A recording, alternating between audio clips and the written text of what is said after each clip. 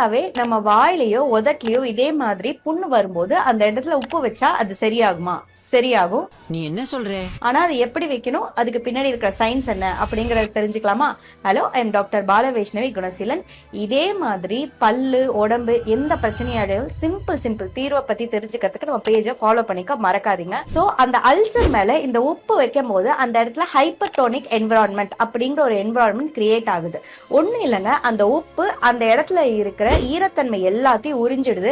அதனால அந்த இடத்துல வீக்கம் இருந்தாலும் இமீடியட்டா கம்மி ஆயிடுது. அதே மாதிரி அது ஆறுறதுக்கும் ஹெல்ப் பண்ணுது, ஏன்னா உப்புல இருக்கிற ஆன்டி மைக்ரோபியல் ஆக்டிவிட்டினால.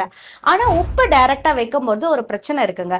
உப்போட கான்சென்ட்ரேஷன் அதிகமா இருக்கிறதுனால அந்த இடத்துல அல்சர்னால ஆல்ரெடி நர்வ்ஸ் எல்லாமே வெளியே தெரிய ஆரம்பிச்சிருக்கும், டிஷ்யூஸ் எல்லாமே வெளியே தெரிய ஆரம்பிச்சிருக்கும். அதனால அந்த இடத்துல அந்த நர்வ்ஸ் டேமேஜ் ஆகி நம்மளுக்கு ரொம்ப ரொம்ப வலி ஏற்படுறதுக்கான வாய்ப்பு அதிகமா இருக்கு. ஆக்சுவலி வலிக்கும். அதனால அதை அவாய்ட் பண்ணிக்கணும். அதே நேரத்துல காயமும் ஆறணும் அப்படின்னு சொன்னா ஒரு அரை டேபிள் ஸ்பூன் உப்பை எடுத்து 200 to 250 ml வார்ம் வாட்டர்ல, ரொம்ப கொதிக்க கூடாது தண்ணி, லைட்டான சுடு தண்ணியில போட்டு கலந்து ஒரு நாளைக்கு 3 to 4 தடவை கேப் விட்டு விட்டு வாய் கொப்பளிச்சுட்டே வந்தீங்கன்னு சொன்னா ஒரு 7 to 10 நாள்ல கண்டிப்பா உங்க அல்சர் ஆறிடும். 10 நாளைக்கு மேலேயும் ஆறல அப்படின்னு சொன்னா என்ன பண்றதுன்னு கேக்குறீங்களா? எங்களுக்கு உங்க பிரச்சனையை கமெண்ட் பண்ணுங்க, நாங்க அதுக்கான சொல்யூஷன் கொடுக்குறோம்.